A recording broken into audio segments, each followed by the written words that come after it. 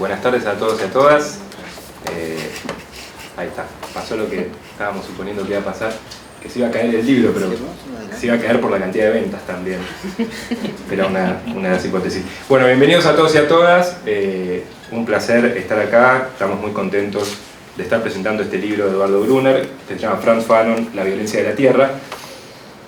Aclaro algo, no soy Juan Francisco, que estaba anunciado, no pudo venir por un problema, así que simplemente soy una rueda de auxilio, digo 2 o 3 cositas, pero no piensen que soy Juan Francisco, no por mí, por él, pobre, ¿no? Bueno, estamos contentos entonces de presentar este libro de Eduardo Brunner, Frantz Fanon, La violencia de la tierra, que forma parte de una colección que se llama Pensadores y Pensadoras de América Latina, que sacamos en Ediciones UMS, junto a María Pía López, Andrés Seyman, que está ahí sentado, y Eduardo Rinesi, que hoy no está acá. Una colección que nació en el año 2016, y ya con este título de Eduardo, tiene 38 títulos. Para fin de año va a tener 40, y el año que viene va a cumplir 10 años. Con lo cual, digo, es digno de mencionar y digno de celebrar. El libro de Eduardo, que es el título 38 o 37, según vuestra preferencia, salió junto con este otro, que se llama María Lugones, Descolonización y Alegría, de una compañera mexicana, una colega mexicana que se llama Gabriela González Ortuño, y que quizás lo estemos presentando en un mes, así que los invito a una presentación que no tiene fecha ni lugar, pero intuyo que estarán ahí acompañándonos como hoy. Digo una cosita, es obvio que este libro, por su propio título, Frantz Fanon, La violencia de la tierra, es un libro sobre la violencia, un libro que cae justo para esta época, que es una época, como todos sabemos, muy violenta. Quizás toda época es violenta, pero esta es explícitamente violenta, particularmente violenta, y que cae también justo cuando se cumplen 53 años de la masacre de Trelew. Así que, nada, la simbología a veces dice algunas cosas. Me parecía interesante traer esa efeméride, o efemérides, nunca supe si era plural o singular esa palabra. Bueno, y digo otra cosita más, muy breve, solo para geometrizar a Fanon, o al Fanon de Brunner, si es que es posible eso, o si no es infructuoso, que seguramente lo sea, pero sí digo geometrizar en el sentido de que este es un libro basado en triángulos.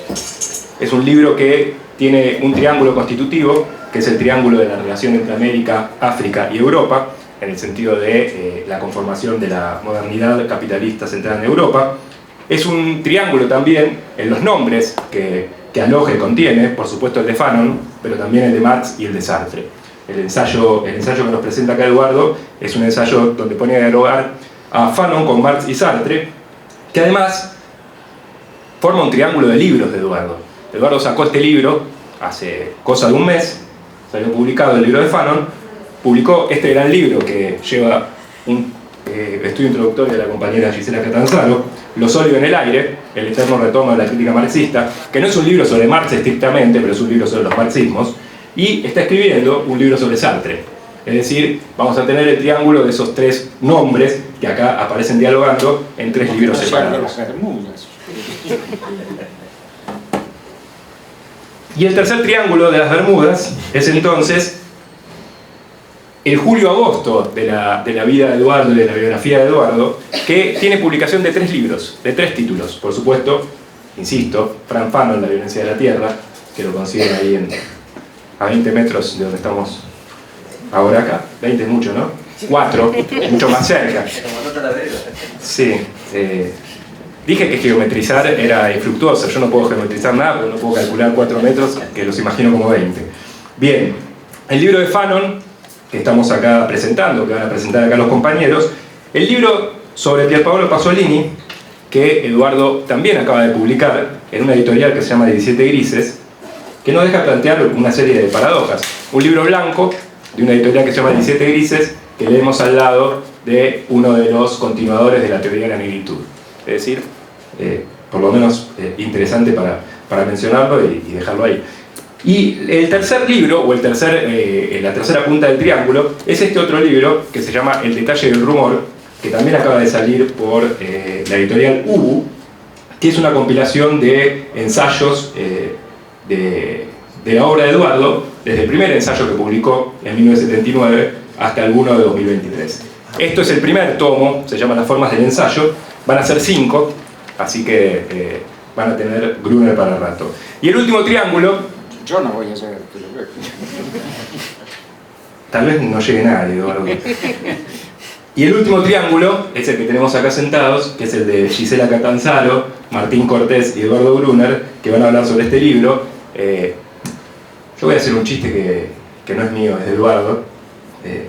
No los voy a presentar porque son impresentables, pero no en el mal sentido, sino en el bueno. No, solo quería hacer ese chiste y solo quería decir que lo había robado ese chiste de Eduardo, porque los voy a presentar igual.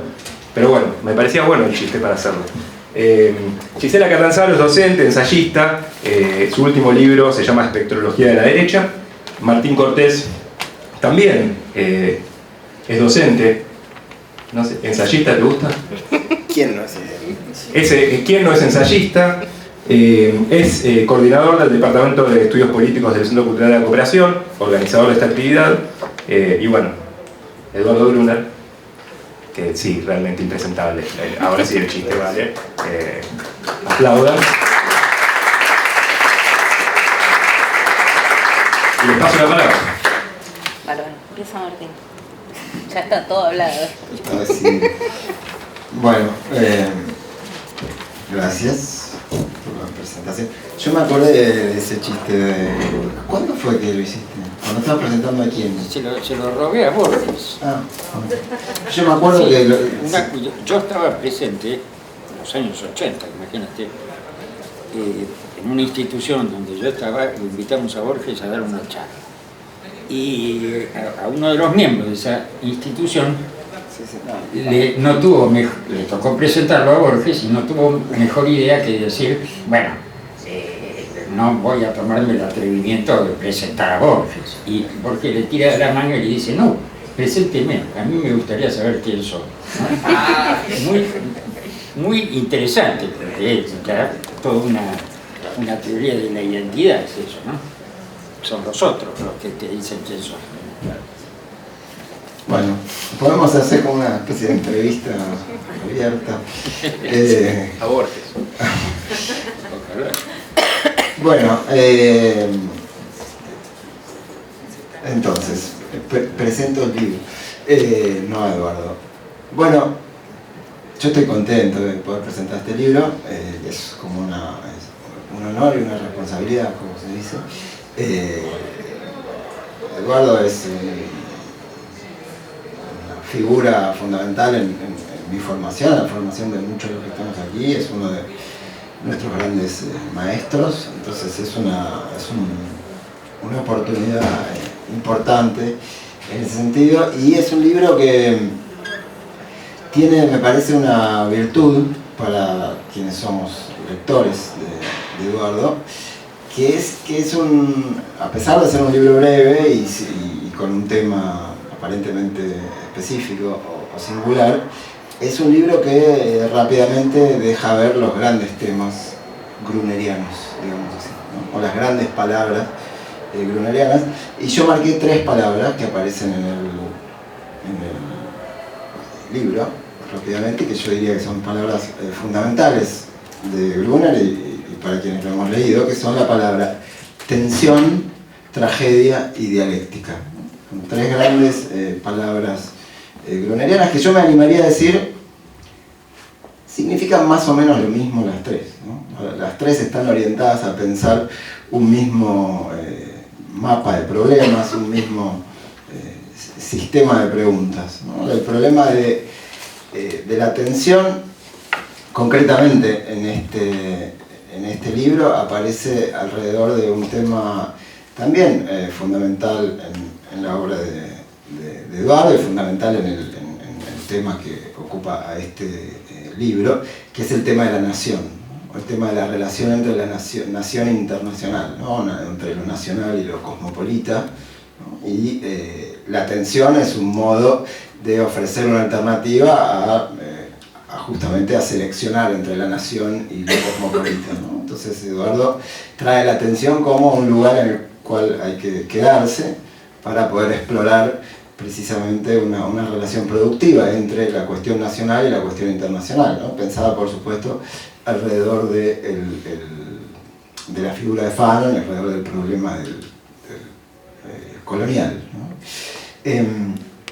La tragedia, gran tema gruneriano, por supuesto, que aparece, por un lado, en la condición del colonizado, ¿no? Ahí tomando directamente el texto de Fanon, pero también como una gran interpretación sobre la modernidad, ¿no? Como la gran interpretación de la modernidad que nos ofrece Gruner en varios de sus textos, que nos ofrece, me parece, de modo muy preciso y sintético y como una especie de culminación también de toda una reflexión en la oscuridad y las luces, ¿no? Que nos ofrece el problema de la tragedia de la modernidad, en el sentido de una modernidad en torno a la cual no podemos elegir entre sus grandes luces y sus grandes zonas oscuras, ¿no? No podemos elegir entre esa modernidad que trae consigo la esclavitud, que trae consigo el racismo, que trae consigo las masacres, y también que trae consigo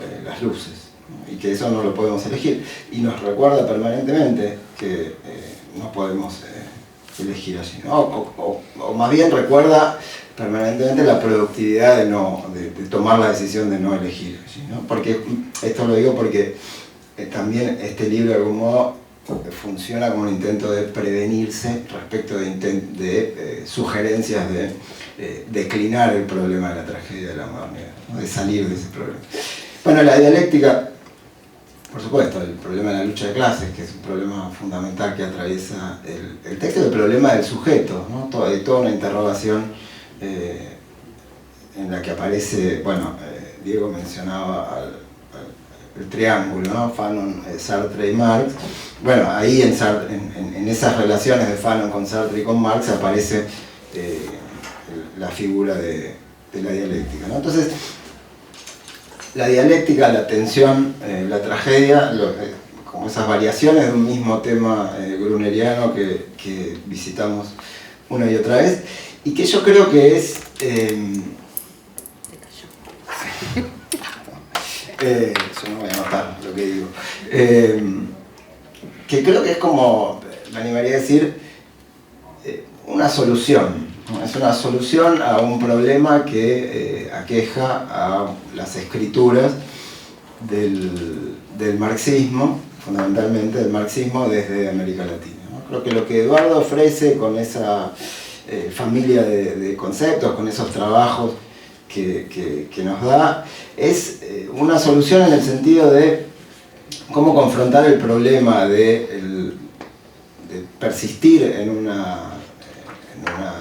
universalismo, ¿no? De insistir en una tradición teórica universalista, pero hacerlo desde una posición periférica, ¿no? Hacerlo asumiendo las singularidades de una posición periférica y hacerlo resistiendo a las permanentes tentaciones particularistas, que me parece que son también bueno, es algo que aparece en diversos modos, en diversas escrituras académicas, universitarias, y que además, en el caso específico de Fanon, están muy cerca, ¿no? Pienso sobre todo, por supuesto, en el giro decolonial y en distintos tipos de aproximaciones críticas o que aparecen dentro de la gran familia del pensamiento crítico, pero que son manifiestamente también tomas de distancia respecto de las tesis del marxismo, ¿no? O sea, y con esto quiero decir respecto de las pretensiones universales de las grandes tradiciones teóricas, ¿no?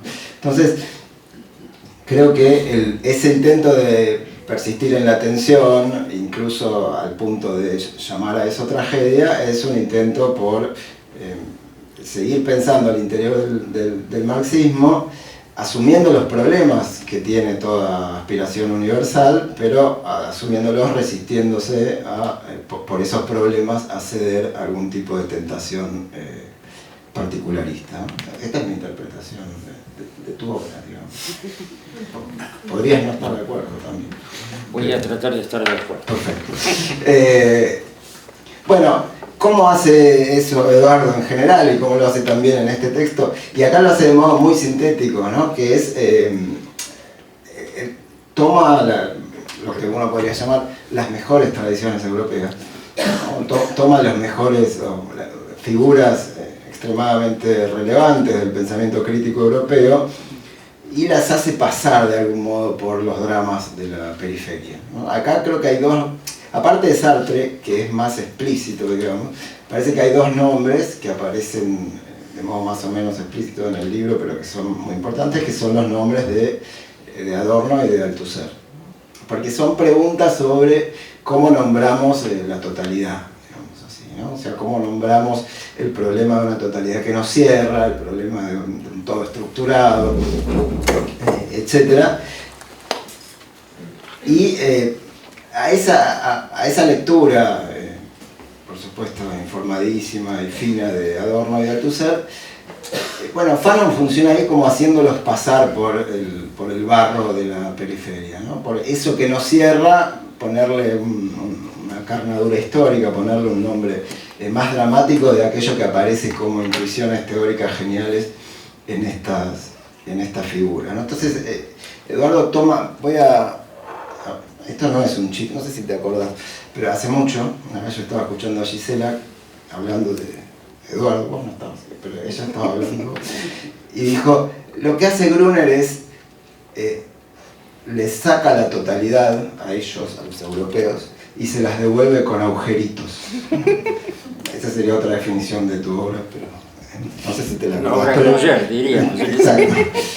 Me parece bastante sugerente, ¿no? Porque como que retiene la totalidad, pero bueno, deja ver, es mucho más fino decirle eso, lado oscuro, por supuesto, que agujeritos, pero tiene su ternura, digamos.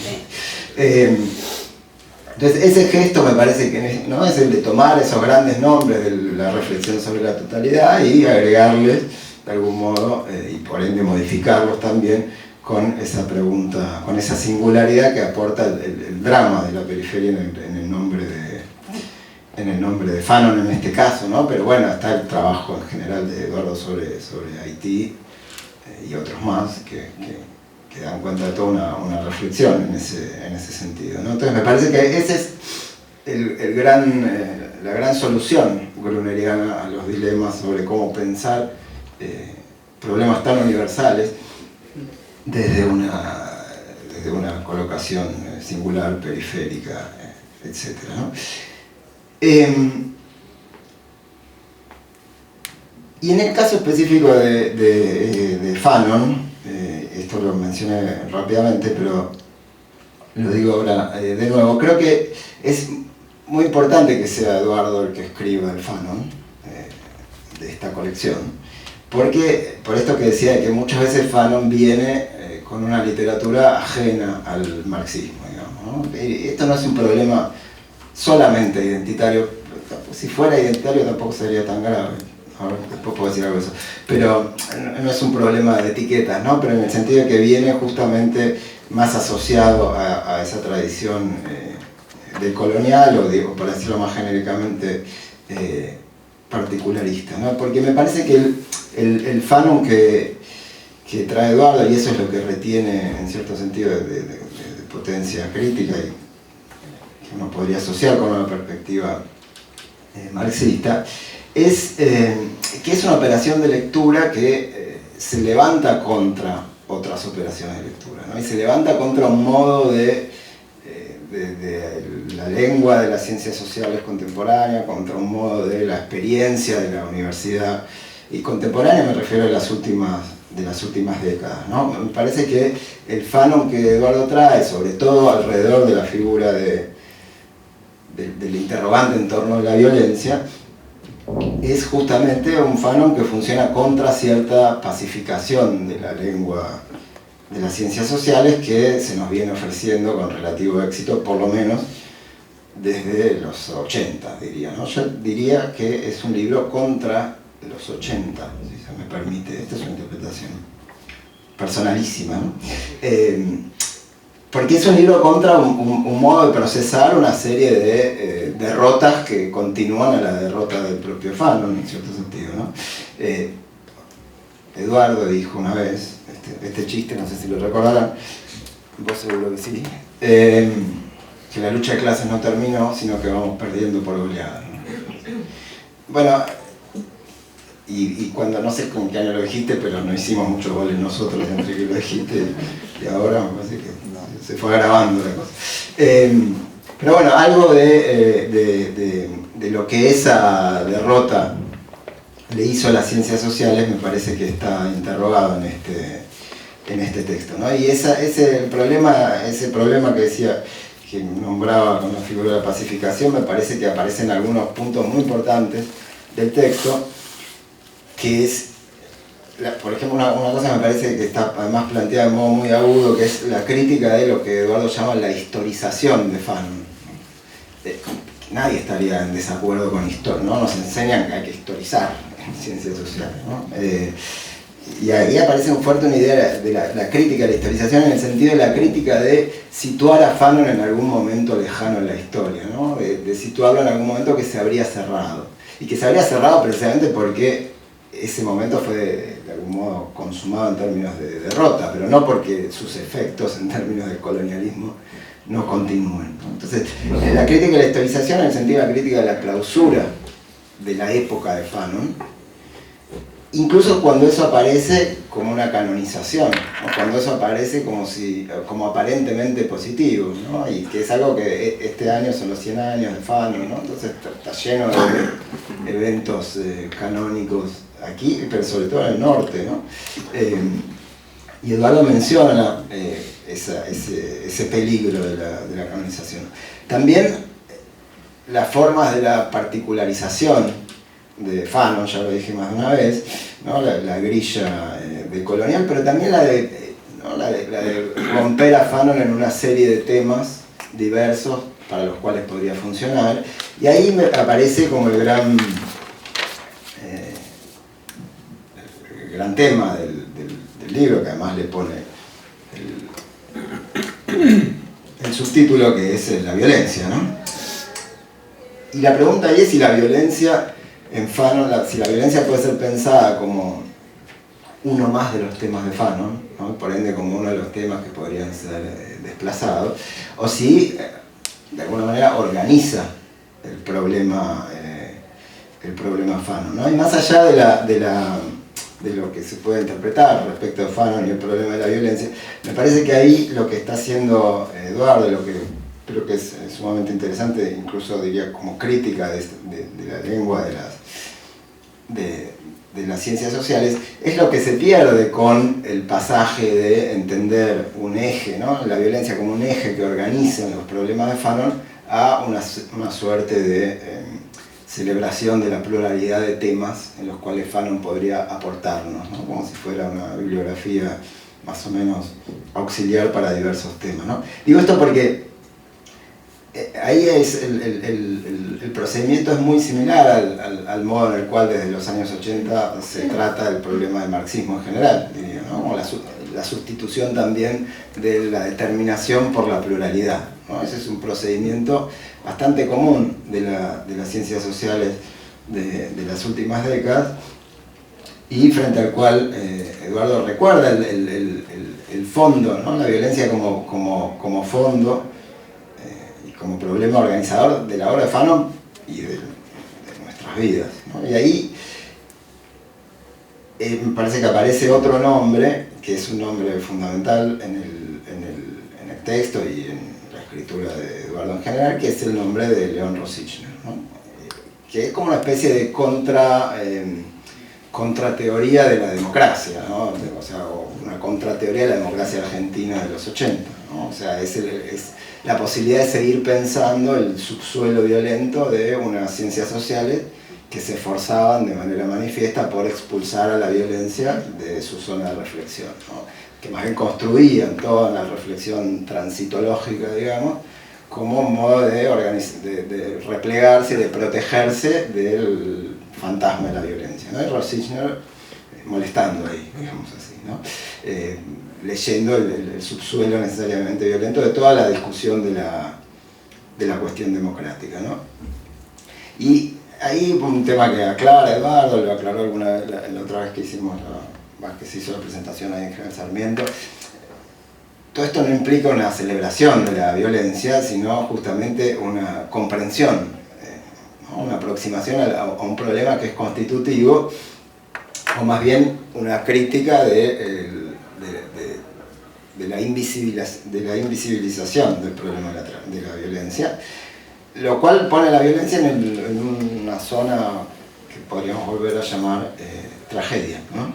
En una zona trágica y al mismo tiempo una zona dialéctica, ¿no? Que es de lo que pretende sustraerse justamente la reflexión sobre la democracia en la Argentina a partir de los años 80, en cierto sentido, ¿no? Y esto no es para no defender la democracia, menos ahora, etc. No vamos a volver sobre eso. Pero bueno, creo que lo que esa reflexión que intenta sustraerse de la violencia sacrifica de algún modo desde los años 80 es lo que este libro nos dice que no hay que dejar de pensar, ¿no? Y es lo que no hay que dejar de pensar con esos términos que planteaba al principio. ¿Qué es el problema de la nación? ¿Qué es el problema de las clases? ¿Qué es el problema del marxismo en general? ¿Qué es el problema de la identidad también? Ahí yo recordaba un pasaje de Restos Pampeanos, ¿no? De Horacio González, que cuando él hace la crítica furibunda a Benedict Anderson y su teoría de la nación como invención, ¿no? Y él decía, como que ahora si vos escribís para criticar la identidad alcanza con mencionarla, ¿no? Como que las ciencias sociales habían alcanzado un punto en el cual simplemente con decir identidad ya se podía como hasta referir uno irónicamente al problema de la identidad porque estaba ya cancelable, ¿no? Como una cosa vieja, como una cosa cancelada de la escena. Y él decía, bueno, tema que era nada menos que el tema de Hegel, ¿no? Como que habíamos cancelado casi con un tono irónico el problema de la identidad y por ende el problema de la nación, por ende el problema de las clases, etc. Entonces, creo que reivindicar esas figuras, esos problemas, es un modo de seguir pensando la tragedia de la modernidad, que es lo que nos enseñó a pensar Eduardo, es decir, sus grandezas y sus masacres como parte de un mismo problema, ¿no? Y bueno, en ese sentido, para cerrar, ¿no? Creo que lo que yo me quedo más así gustosamente de la lectura de este texto es creo que es un texto que participa de un litigio, de una batalla por seguir pensando los grandes conceptos de las ciencias sociales y en particular por seguir pensando el problema universal, ¿no? O el problema de la totalidad en términos de todo ese procedimiento que me refería antes y a la vez pensarlo de un modo radicalmente situado, pero radicalmente situado y a la vez, y por eso radicalmente universal también, ¿no? Así que yo agradezco esta oportunidad. Muchas gracias.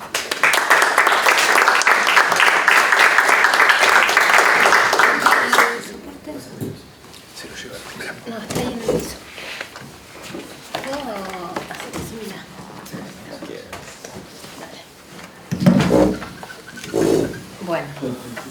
Bueno, muchas gracias Eduardo. Eduardo fue, sigue siendo uno de mis mayores profesores. Alguna vez le dije, sobre todo lo de mayor, sí. Eduardo, yo me formé leyendo los libros que me diste para enseñar en tu cátedra. Y me dijo, bueno, no, también te formaste escribiendo en los Homo 8 y así, ¿no? Pero bueno, así empezó todo, ¿no? Nos dio una pila de libros así que nadie leía en ciencias sociales, los libros que nos daba Lukács, ¿no? Adorno Tola ahora. Lukács, bueno, Sartre. Con Sartre fue con el que menos nos enganchamos, debo decir. Voy a decir algo de Sartre, ya se lo dije a Eduardo muchas veces. Pero bueno, no. El fanon de Gruner, ¿no? El fanon de Gruner no quiere ser, y ahí ya entramos, continuamos una larga polémica con González, ¿no? A propósito, no quiere ser el fanon del mito, no quiere ser el mito Fanon, ¿no? No quiere recuperar el mito Fanon, porque Eduardo entiende al mito en un sentido frankfurtiano, donde el mito no es algo potenciador, sino que el mito es algo cristalizador, cosificante, es algo que el mito, bueno, Benjamin, ¿no? La violencia mítica es una violencia que no es una apertura de la historia, sino que es una coagulación. El mito cercena y fija, mata, por ejemplo, presentificando, como es el historicismo para Benjamin, trayendo al presente una zona del pasado, pero como una zona clausurada, como si alguien trayera el pasado como un anaquel, ¿no? Como algo que se puede meter adentro de una estatua, algo muerto, ¿no? Algo osificado. Entonces, en ese sentido, el fanon de Gruner no quiere ser el fanon del mito, el fanon mítico, y el fanon mítico es el fanon como profeta armado, ¿no? Este libro empieza con una rememoración de un fanon que parece la estatua del profeta de la violencia, ¿no? Y entonces queda identificado todo fanon con esa figura cristalizada y coagulada ahí. Y aparece asociado, como decía Martín, con esa idea de la violencia es a celebrar. A mí las dos frases de este libro que más me gustaron y que me voy a acordar son una: la violencia no es a celebrar, la violencia es a no negar.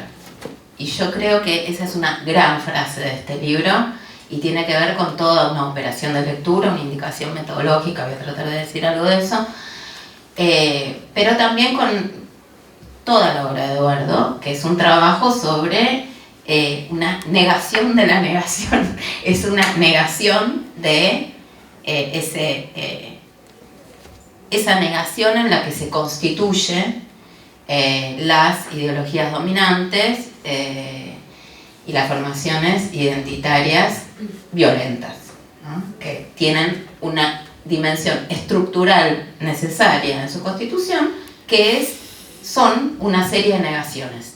El colonizador no puede no negar una serie de cosas, ¿no? Y eso es lo que nos explica una y otra vez Eduardo cada vez que atraviesa en el libro sobre Haití, en muchos libros, esta relación asimétrica entre opresor y oprimido. El opresor, en la constitución de su identidad, necesariamente tiene que producir una serie de negaciones, no solo sobre el otro, sino sobre sus propias opacidades, sobre su propia fractura, sobre su propia tragedia, y desconocer sobre todo la operación por la que produce estas dos negaciones, ¿no? O sea, hay una dimensión de la negación, pero entendida en el sentido de un negacionismo, o de una denegación más psicoanalítica, que es que el colonialista o el opresor tienen que no saber para poder ser lo que son, tienen estructuralmente que no saber. No es la dimensión de desconocimiento que nos constituye a todos como sujetos, porque la vida consistirá en tratar de averiguarlo y producirlo, sino una especie de negación estructural. Como decía Althusser, la doble opacidad, ¿no? Hay una opacidad que es la opacidad que nos constituye y es insuperable, y allí estamos y estaremos. Y hay otra opacidad que es un desconocimiento producido y que es constitutivo de ciertas posiciones de enunciación, diríamos hoy, ¿no? Desde los estudios culturales, constitutivo de ciertas posiciones de enunciación. Bueno, entonces me fui por las ramas, pero el fanon de Eduardo no quiere ser el fanon del mito, y le llama así, no quiere ser el fanon del mito, y tampoco quiere ser el fanon objeto de análisis, ¿no? No quiere ser ni el fanon mito ni el fanon objeto de análisis de quienes, de los estudios culturales y de las teorías decoloniales actuales, pero sobre todo de la academia, yo diría incluso de la academia. O sea, no quiere ser un fanon objeto de análisis, ¿no? no quiere ser un Fanon mito, porque el mito cercena, pero no quiere ser un Fanon objeto de análisis, porque el objeto de análisis es algo precisamente que se constituye como objeto de análisis en tanto no presenta ningún problema para el presente. O sea, el objeto de análisis es algo que se puede, por definición, aferrar, es decir, no algo que está sucediendo. Si estuviera sucediendo, no sería un objeto de análisis, ¿no? El famoso búho de Minerva y todas esas cosas, que es que distancia no distancia, el famoso problema de la distancia, y que es una lectura política frente a una lectura historizante, en un sentido benjaminiano de nuevo. Sería, para la lectura historizante, el objeto se cerró, el tema sucedió, la Revolución Francesa terminó. Para una lectura política, la Revolución Francesa no terminó. Todavía seguimos jugándonos en qué me compete de lo que pasó, y todavía se sigue jugando de la Revolución Francesa, ¿no? Y que es una... Todavía estamos definiendo qué quiere decir libertad, evidentemente muy claro no lo tenemos, entonces seguimos luchando por qué quiere decir libertad, ¿no? Si la Revolución Francesa hubiera terminado, entonces nada, habría legado una suerte de herencia conclusa, que por ejemplo nos habría dado una serie de definiciones sobre sus conceptos clave, y no solo sus conceptos, sus consignas clave. Bueno, entonces no quiere ser ni el Fanon del mito, en este sentido, de algo marmóreo y coagulado, y tampoco quiere ser el objeto de análisis. Estas dos lecturas, la lectura mitificante y la lectura objetivante de la academia, son lecturas que constituyen, en definitiva, objetos manipulables, dice Eduardo, que no leen lo que Fanon hace, sino que lo reducen a un casillero preestablecido y unilateral. La unilateralidad en cada uno de los casos varía, pero como operación de lectura me parece que sería del todo inadecuado decir que la mitificación y la objetivación científica producen más o menos el mismo tipo de cosas acá. Que es que le roban lo que ese objeto, que es más que objeto, tiene de inconcluso, de promesa, de inacabado. Y entonces,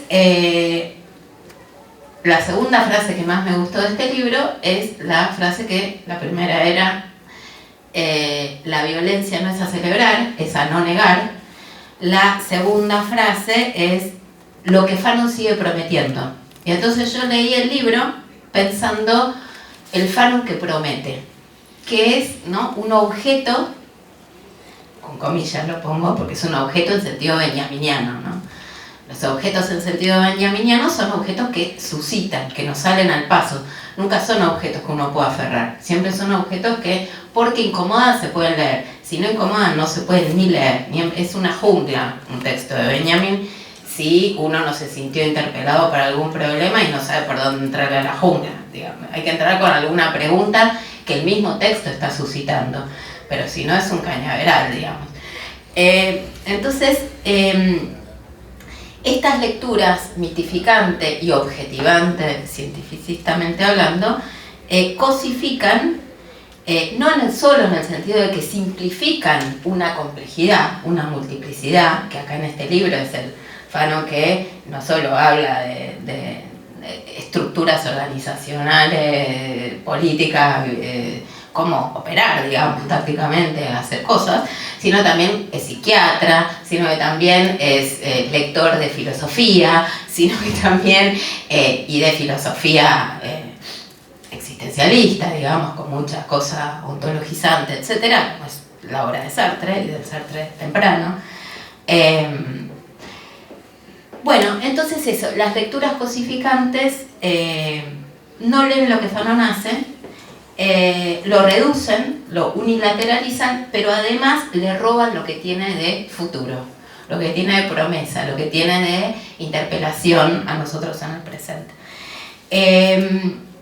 Y entonces acá Eduardo, me parece que la operación contraria que quiere hacer es leerlo en una situación, leer lo que Fanon hace en una situación, donde el hecho de la violencia es estructural, en la situación colonial, donde el hecho de la violencia no es un tema del que se habla, es lo que suscita una serie de reflexiones en distintos niveles, pero es estructurante.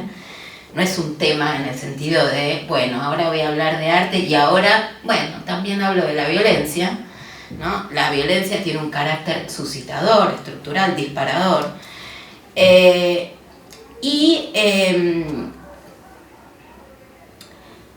Y este Fanon que sigue prometiendo porque es inconcluso, porque es actual, no porque los temas que pensó, la situación en la que pensó Fanon sea idéntica a la nuestra, pero sí porque ese problema estructurante que plantea es un problema inconcluso, en el sentido de que no recibió conclusión, o sea, no produjimos una conclusión para ese problema. Sigue en ese sentido pendiente, es un problema pendiente, el problema de este Fanon que nos habla, nos interpela, porque el problema del que nos habla sigue pendiente, y ese problema que Eduardo lo nombra de muchas formas en el texto, pero una de las formas en las que lo nombra es el problema del continuum capitalista colonial, ¿no? Ese continuum capitalista colonial y su violencia es un problema que, como decía Martín, atraviesa muchos textos de Eduardo, que es el problema de la relación entre capitalismo y colonialismo, que no quiere aceptar la negación del marxismo que hacen muchas partes de los estudios decoloniales, donde lo que se trata es de ser anticolonialista, como si no pudiera ser anticolonialista sin ser anticapitalista, ¿no? Entonces, el entramado del colonialismo con el capitalismo es un tema sobre el que Eduardo vuelve una y otra vez a lo largo de muchísimos libros, pero que a la vez no lo reduce. Yo me preguntaba si la figura del quiasmo es adecuada para pensar la relación capitalismo-colonialismo en Eduardo, porque pasa una cosa, son inseparables, o sea, separarlos es desconocer lo que hay de capitalismo, lo estructural del capitalismo en la violencia colonial, pero identificarlos supone desconocer el exceso del tipo de negación que el colonialismo hace respecto del ser del otro, ¿no? Entonces implica desconocer, para decirlo en términos marxistas clásicos, que para dar una lucha de clase primero hay que tener un terreno común sobre el cual darla, y que lo que hace el colonialismo, negándole la existencia al otro o postulándolo como un otro absoluto, con el cual no hay, es no permitir generar el terreno en el cual poder dar, por ejemplo, esa lucha, Claro. ¿no? O sea, es no generar un terreno común en el cual se pueda producir la escisión entre la clase dominante y la clase dominada, ¿no? Entonces, en ese sentido, Eduardo dice en este libro varias veces, la violencia colonial es incluso más aguda, más drástica, más radical, más extrema que la violencia capitalista, aunque no pueden ser pensadas sino en su articulación.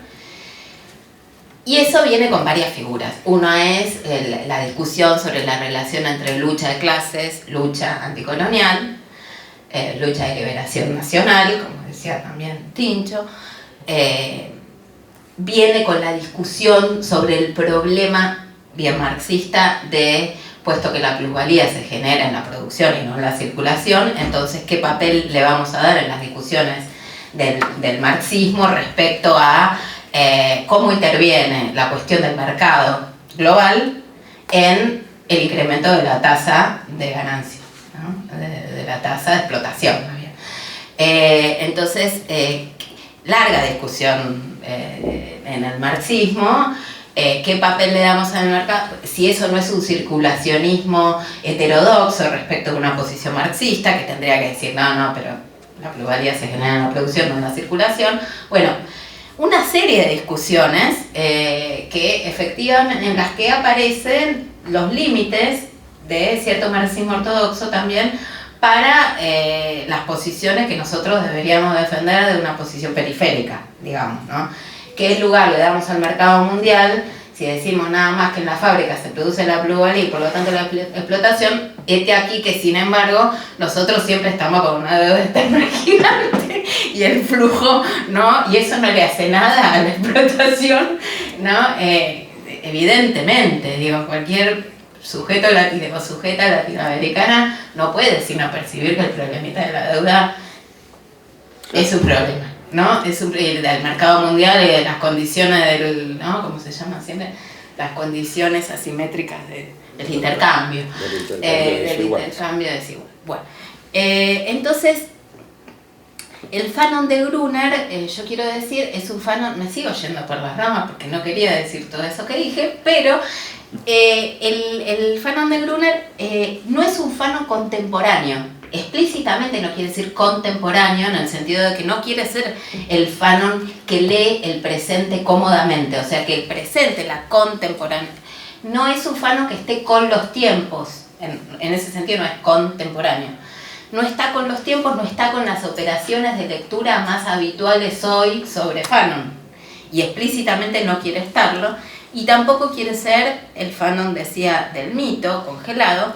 Es un Fanon, usando una expresión que usó una amiga, Julia Espósito, respecto del marxismo, que le puso a su libro Marxismo Inquieto, y es un Fanon inquieto. es un Fanon, la inquietud del fanonismo, o sea, así como Eduardo siempre quiere recuperar la inquietud del marxismo, dice, el marxismo será inquieto o no será nada. Con el fanonismo le pasa lo mismo, o sea, o me das un Fanon inquieto o si no me da la muerte del bronce, o un tipo muy interesante pero que nada, está coagulado en objetos de estudio de una academia. Este Fanon inquieto, entonces hay que leerlo, hay que leer eso que promete en qué es lo que hace, y que excede las ideas preestablecidas y los casilleros preestablecidos para identificarlo. Y a Gruner le interesa, me parece, interrogar ese hacer, violentando, haciendo violencia la violencia que lo identifica o con el profeta de la violencia o con el objeto de estudio, ¿no? Entonces ahí ya tenemos el tipo de operación sobre por qué la violencia está en el título, y Adorno está por todas partes en este libro, junto con Althusser, menos declarado Althusser, pero ahora voy a eso, si llego, porque me sigo yendo por las ramas. Pero no, Adorno decía, y bueno, lo que hace la crítica en realidad es una violencia contra la violencia habitual. O sea, es la violencia contra la violencia predominante, contra la violencia que no percibimos. O sea, eso es falso decir que la crítica es inviolenta, porque para poder hacer una crítica hay que hacerle una violencia a la violencia imperceptible. Por ejemplo, rompiendo los modos tradicionales del hablar, que son violentos. Entonces, para hacer una operación crítica, Benjamin decía, no se trata de decir qué piensa un arte respecto del modo de producción. Se trata de preguntar cómo está en él, es decir, cómo produce, ¿no?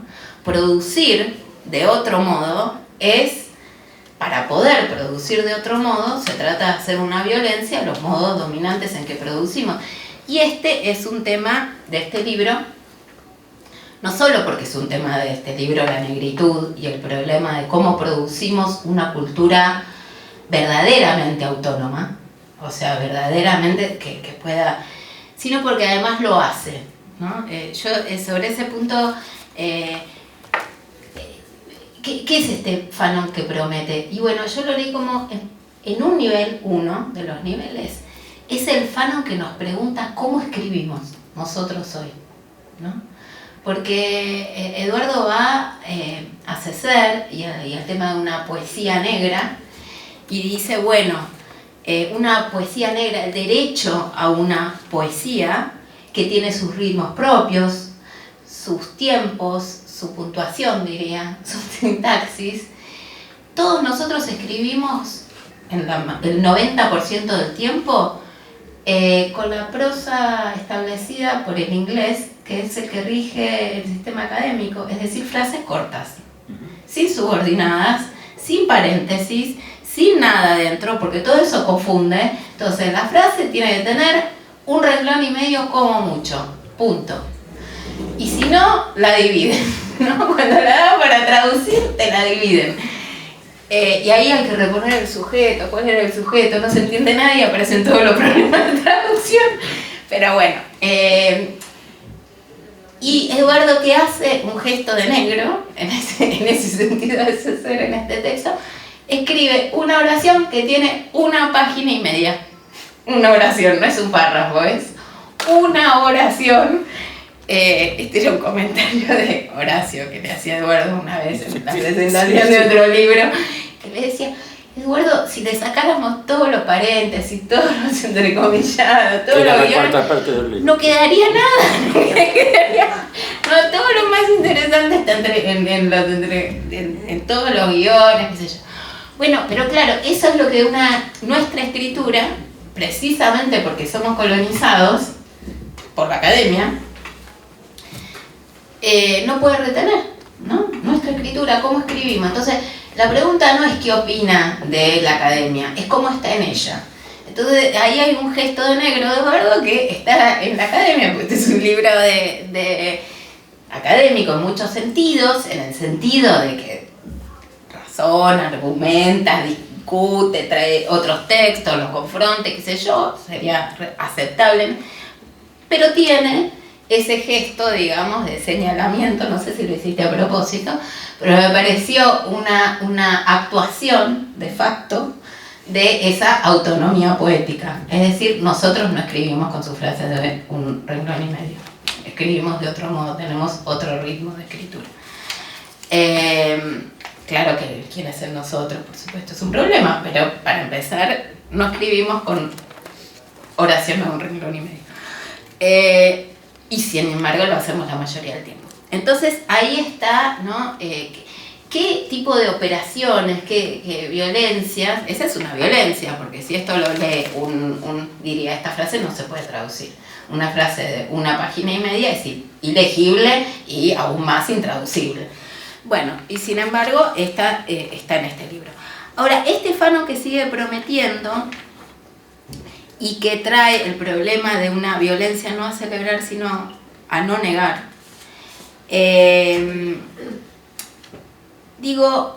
Trae, además de ese que creo que es un problema inconcluso, en el sentido de que sigue siendo nuestro, ¿no? Cómo escribimos hoy aquí, nosotros, ese es un problema muy, muy presente. Trae otros problemas inconclusos de una talla política y teórica, digamos, más, no sé si más importante, porque están interrelacionados, pero muy dramática hoy. Y yo diría, quería mencionarlos, al menos, algunos de esos problemas. Uno de esos problemas me parece que es el problema de la diferencia entre la violencia del falso universal moderno burgués y la afirmación moderna burguesa de un otro absoluto. Ahí hay una diferencia, ¿no? Hay una diferencia que podría ser la dialéctica interna de la Ilustración. Los monstruos y las luces de la modernidad humanista y la humanidad que produce, la modernidad que produce esa promesa universalista y que produce otros absolutos. Siempre Eduardo señala esa diferencia, ¿no? Esa diferencia interna a la modernidad. Pero también la inherencia de esos dos elementos en la modernidad. La inherencia del racismo en la modernidad no es lo mismo una un proceso histórico que tiene una dialéctica interna, diría, que un proceso histórico que no la tiene. Yo hoy estoy dudando si el momento que nos toca vivir tiene una dialéctica interna. Yo creo que la modernidad burguesa tenía una dialéctica interna, esta tensión entre, ¿no? Y por eso se le podía hacer una crítica en el sentido de decir cómo llevas tu humanismo con tus campos de concentración, ¿no? Cuando solo queda en campo de concentración, no sé qué, ¿no? Digo, eso sigue siendo un problema relevante hoy.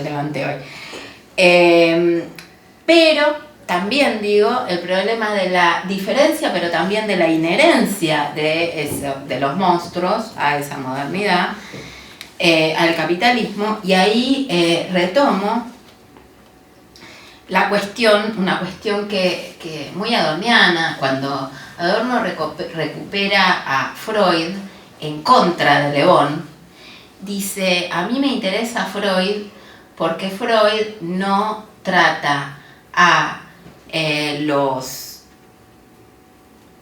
fascismo, a la regresión de masa fascista, como una suerte de retorno a un instinto de horda originario, primario, deshistorizado.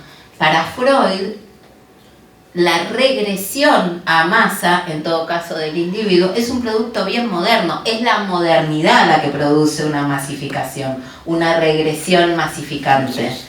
No es ningún instinto primario de horda premoderno al que habríamos vuelto, ¿sí? Es, en todo caso, al origen de la modernidad. ¿A qué nos retrotraemos? No al origen premoderno, sino que nos retrotraemos a un núcleo insoluble de la misma modernidad, ¿no?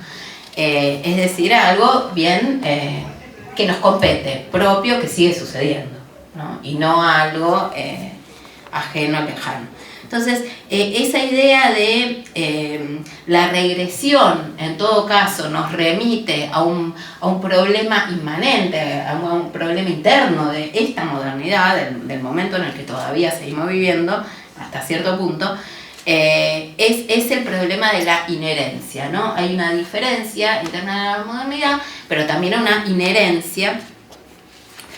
Y eso me parece que es el Fanon de Eduardo, entre otras cosas, es un Fanon dialéctico negativo, ¿no? Es el Fanon que lee la dialéctica negativa de la modernidad, podríamos decir, o que lee a la modernidad como dividida contra sí misma, que es una figura que usa Eduardo en La oscuridad de las luces, pero ahí también, en el de Claxo.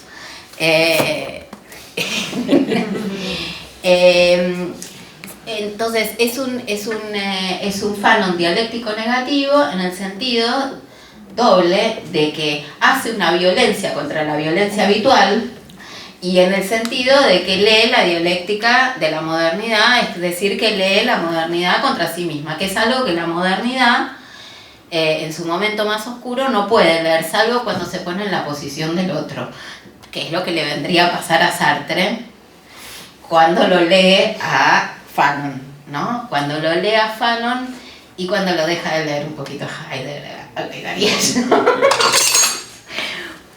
Porque acá otra cosa, una operación muy interesante sobre la que quería decir algo, es que entonces digo, uno de los Fanon de Eduardo es el Fanon dialéctico negativo, que es este que le hace violencia a la violencia habitual, es este que niega la negación, el que niega el negacionismo, ¿no? El que dice la violencia es para no olvidar, y en ese sentido va a tener que ser no solo procesada, sino también declinada en sus diversos aspectos, ¿no? La violencia que el colonizador le hace al colonizado, la que se hace a sí mismo, la situación de violencia, la situación colonial como disparadora de una serie de violencias. Bueno, ahora voy a eso, pero quería ir a también quién es este Fanon. Yo lo leía así, es el Fanon que lee los límites del pensamiento ontológico, yo lo pondría así, me hago cargo. El que lee los límites del cierto pensamiento ontológico que yo diría es entre otras cosas, no únicamente, pero es el pensamiento de el Sartre, por ejemplo, del ser y la nada, por contraposición al Sartre de la crítica de la razón dialéctica. Es el que tiene polaridades muy absolutas, como está en el título, ¿no? No estoy inventando nada, el ser y la nada. Entonces, es el que dice Eduardo, el otro es el infierno. Pero ese otro es una suerte de infierno cósmico, indiferenciado. En cambio, el otro de la crítica de la razón dialéctica, que ya pasó por el Fanon, es un otro que se divide en dos. El otro ya no es el otro, todo otro, siempre el otro, ontológicamente el otro, cualquier otro, indiferenciadamente el otro, sino que el drama, la tragedia del otro es además de un otro dividido. No es lo mismo el otro colonizado que el otro colonizador, no es lo mismo, ¿no? Entonces ahí es una suerte de ontología politizada, si se quiere, ¿no? O una ontología que perdió esa especie de metafísica que siempre acecha la ontología cuando pierde la historia, o cuando ontologiza lo óntico, diría Adorno de Heidegger. Entonces ahí me parece, hay una operación con Fanon, mostrar los límites de la ontología, y me parece que esa operación es fundamental hacerla hoy, porque me parece que el pensamiento, muchos ya me escucharon decir esto y deben estar agotados, perdonen, pero me parece que el pensamiento político, de la ciencia política, de la filosofía política, de la teoría política, hoy sufre una tentación por lo ontológico que es sumamente preocupante. O sea, sumamente preocupante porque es fuertemente deshistorizadora, ¿no? Me parece que tiene un riesgo de plantear justamente el problema, los problemas históricos con términos que pierden la historia. La violencia, el poder, la muerte, la vida, el ser, o sea, aunque en el ser pongamos el conflictivismo, lo ontológico ya no es una identidad, sino el conflicto, si lo garantizamos en la ontología, deja de ser tarea nuestra, competencia nuestra, luchar por él, ¿no? Porque ya está garantizado ontológicamente. Es para discutir, pero me parece que hay una discusión de cierto borde de la ontología que también está en este libro. Pero lo que está en este libro, y es una de las formas de lo que yo llamaría pensamiento ontologizante hoy, son los límites de un psicologismo deshistorizado, ¿no? Y está en el debate, digamos, Fanon, Fanon-Manoni, donde aparece justamente, ese pasaje me pareció genial y muy actual, donde aparece como, y que me parece que es una versión de algunas lecturas de la servidumbre voluntaria, que es el problema con los africanos es que tenían un complejo de inferioridad que la colonización actualizó, ¿no? Entonces la psicologización ahí opera como si fuera negando el carácter causal de la situación de colonización en la generación del trauma, ¿no? Lo que hace es reenviar el trauma a una especie de estadio originario de un sujeto que, pobre, está traumatizado, tiene, ¿no?, una psicologización que en definitiva culpabiliza a los sujetos de los traumas que tienen en su psiquis y que en todo caso se disparan en situaciones históricas, negando la responsabilidad histórica por la generación del trauma. Entonces, solo lo apunto, pero me parece que el Fanon de Gruner también es un Fanon que marca los límites de cierta ontologización y de cierta psicologización deshistorizantes. Me parece que lo tienen en común los dos, es que son deshistorizantes, la ontologización y esta psicologización. Marca los límites de ese tipo de pensamiento, y eso también es un problema muy actual, porque todavía hoy ciertas versiones del psicoanálisis siguen sosteniendo que hay una instancia, digamos, no omnihistórica, sino extrahistórica, transhistórica, suprahistórica, o lo que quieran, de la psiquis, que en todo caso queda inmune y no tiene ningún tipo de contaminación por los procesos históricos o por la historia efectivamente sucedida. Y a mí eso me parece muy problemático, me parece concretamente poner a la psiquis en un estatuto de naturaleza incontaminada, sobre el cual, como si fuera un zócalo, sobre el cual después se monta la historia, en todo caso. Pero es una operación muy complicada. Entonces, nada, digo, Continuum capitalista colonial, excelentemente explicado por Eduardo, lo iba a leer pero ya se alargó mucho, así que no lo voy a leer nada. El Continuum capitalista, el libro y le dan claro, página 61 a 69, muy bien explicado. Continuum. Esto es una frase. Es una frase. 61 a 69. Dos frases. No.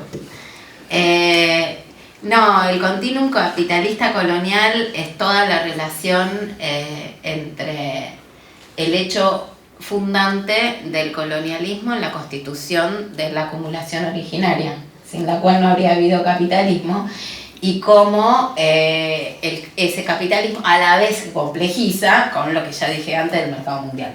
O sea, les cuento el principio y el final, pero...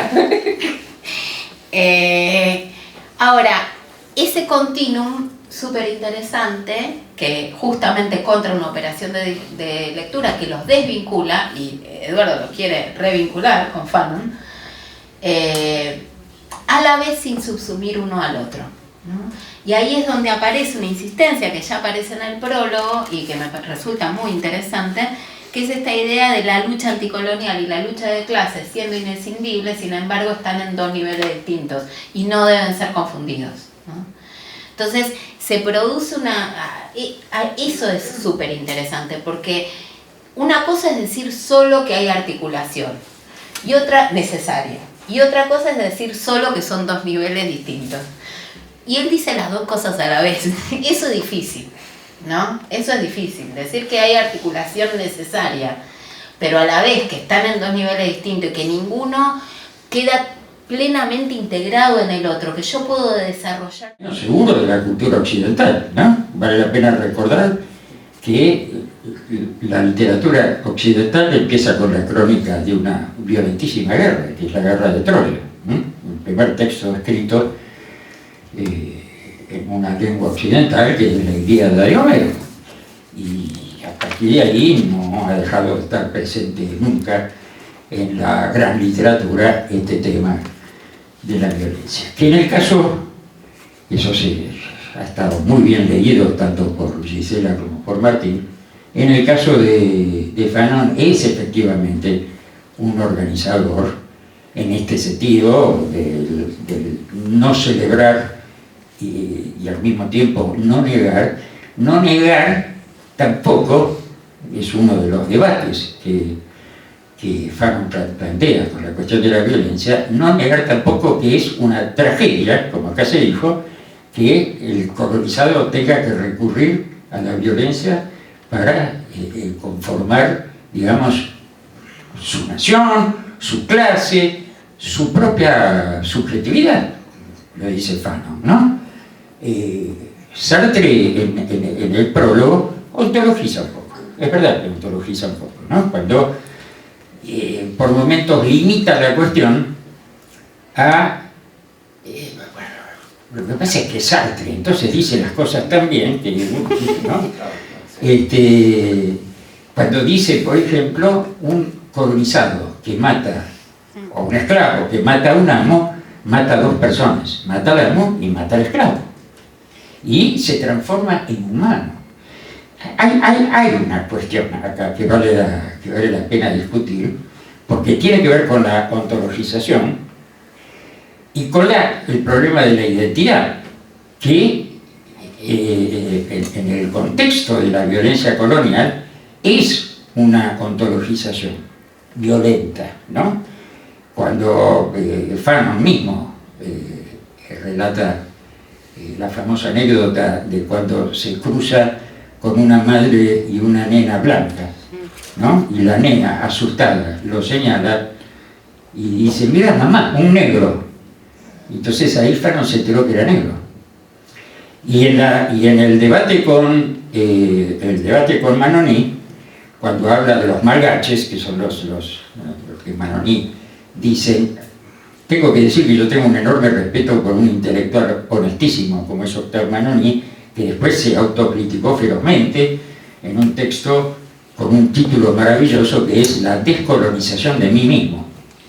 Después que Fanon puso en cuestión con una lógica en el fondo muy sencilla, cuando le dice, no, mira, los malgaches no tienen complejo de colonizados, son colonizados.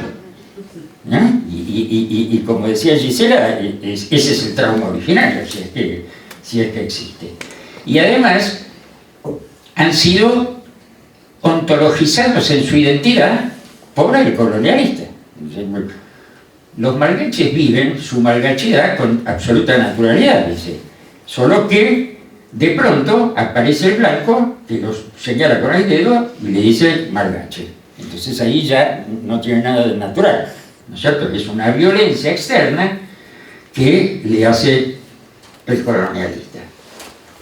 También en esa discusión, que sí, acá se nombraron a todos estos autores que se nombraron, por los cuales el triángulo ya se transformó en una especie de super paralelepípedo, ¿no es cierto?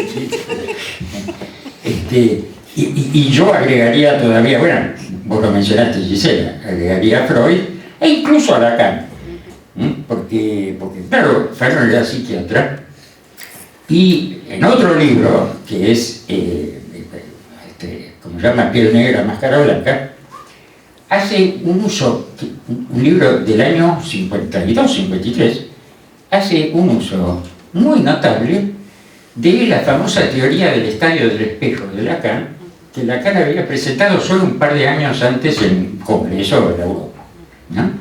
Una teoría extraordinaria donde hace un paralelo entre todo lo que Lacan dice, es muy complejo y largo, no me voy a poner a explicarlo ahora, cuando pudiera, todo lo que Lacan dice del estadio del espejo, diciendo que lo que hace el colonialismo es abortar el proceso de simbolización de la sociedad entonces deja, así como si se aborta el estado del espejo, el niño queda atrapado, ¿no es cierto?, en sí, para usar términos muy sartreanos, bueno, viene de Hegel, pero en su en sí puramente imaginario, bueno, eso hace el colonialismo con la sociedad colonizada, ¿no? Y es también, bueno, otra discusión posible, que yo la menciono un poco al pasar en el texto, es con el sentido común de izquierda de la violencia de arriba y la violencia de abajo. Que habría que pensarlo un poquito mejor, porque en el colonialismo la violencia es la violencia colonial, y por supuesto afecta de manera diferente al colono que al colonizado. Pero no es que se pueden simetrizar con el riesgo que eso siempre tiene de acercarse a algo así como la teoría de los dos demonios, ¿no? Y también estoy totalmente de acuerdo con eso, la cuestión de el verdadero analizador de las distintas caras de la modernidad, ¿no?, de las distintas facetas de la modernidad que tiene el colonialismo en general, pero en particular este tema de la violencia colonial en Fanon. Me hizo acordar Gisela a un famoso obra de Goya con un título extraordinario que es Los sueños de la razón producen monstruos. Un título notablemente ambiguo, porque no se sabe si es cuando la razón duerme o cuando la razón sueña, ¿no?, sus deseos, expresa sus deseos en el sueño, que se producen los monstruos. Y es un título entonces que sintetiza de una manera extraordinaria esta ambigüedad de la situación de la modernidad. Efectivamente, la modernidad significa, yo siempre digo, el racismo es un invento de la modernidad, antes no hubiera sido necesario. Antes había esclavitud, había todo lo que ustedes quieran, pero no había una sociedad cuyos supuestos, fundamentos filosóficos, políticos, etcétera, eran, como sucede en la modernidad, la libertad individual, y al mismo tiempo tienen esclavos en las colonias. Entonces hubo que inventar. A propósito del mito, Levi-Strauss tiene una definición notable también, que dice: el mito es una forma de discurso que resuelve en el registro de lo imaginario esas contradicciones que no tienen solución en el registro de la realidad. Entonces el racismo busca resolver esa contradicción insoluble, es decir, son inferiores, son monos, tienen que aprender a ser hombres, ¿no? Tienen que dejar de comer la banana con la mano y usar cuchillo y tenedor. Y entonces van a ser como nosotros. Mientras tanto, tienen que ser esclavos porque no entienden el problema de la libertad y todo eso, no han llegado todavía a ese estatuto de humanidad, ¿no? Y la otra gran cuestión, termino con esto porque por ahí podemos abrir una asamblea. La otra gran cuestión que se mencionó acá, que también es un enorme problema, es el de la temporalización, vamos a llamarlo así, del Fanon, ¿no? El Fanon arqueologizado, el Fanon historizado, el Fanon actualizado, el Fanon congelado en una sola de sus facetas, que es esta del profeta de la violencia, o en la otra, que es el que da lugar a sofisticadísimas teorías derridianas o lo que corresponda, cuando efectivamente el problema de la temporalidad, de la historicidad de los grandes procesos históricos, acá se sitúa Benjamin, no hace falta que volvamos sobre cuánto ha trabajado esa cuestión Benjamin, es de una enorme complejidad que hay que resolver, si es que tiene solución, en cada caso, pero no dar por sentado que ninguno de esos procesos está cerrado. Me acuerdo de una anécdota, creo que de Mao, ya que vos mencionaste ese proceso, que le preguntaron por la Revolución Francesa, y él dijo: bueno, es un hecho muy reciente, hay que ver, ¿no es cierto?, qué pasa. Claro, los chinos piensan en términos de miles de años, igual que la Iglesia Católica, ¿no es cierto?, que hace poquito lo indultó a Galileo. Entonces, bueno, eso, muchísimas gracias.